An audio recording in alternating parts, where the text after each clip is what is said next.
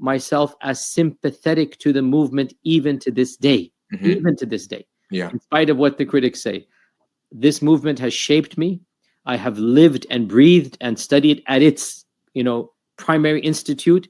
And I have nothing but respect for the icons of the movement, including Sheikh Al-Albani, whom I've never met, but I've listened to his live lectures, by the way, online. And, we have had conference calls with him back in the 90s. So I've had that honor. I've studied with Ibn Uthaymeen, rahimahullah. He wrote Tazkiyah for me. I've met Ibn Baz multiple times, including in his house, Ibn Jibreen multiple times, including in his house, Salih al-Fawzan. Others, may Allah, forgive those that have moved on and bless those that are alive. I have nothing but respect for them.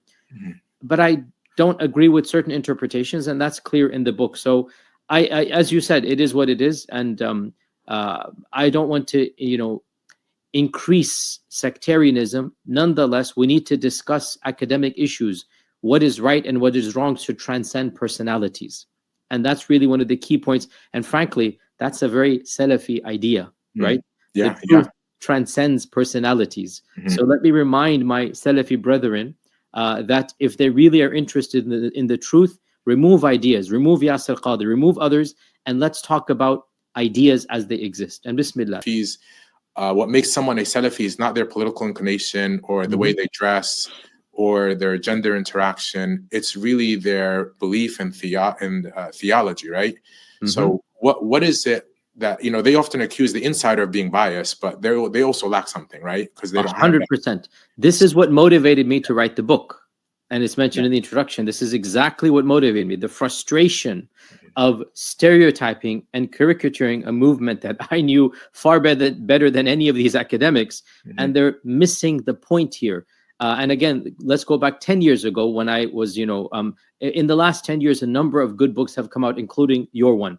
But, when I was in the academy, when I was doing my PhD, and then when I was teaching at Rhodes College, it was so frustrating that I couldn't really find a decent book that surveys the movement and portrays it in a manner that, forget sympathetic or hostile, factually correct.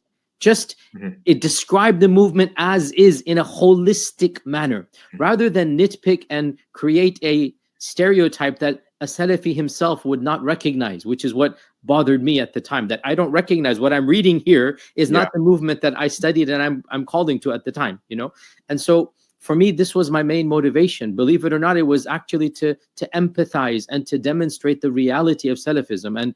And I say for the record that even though I have moved on, had I still been a part of the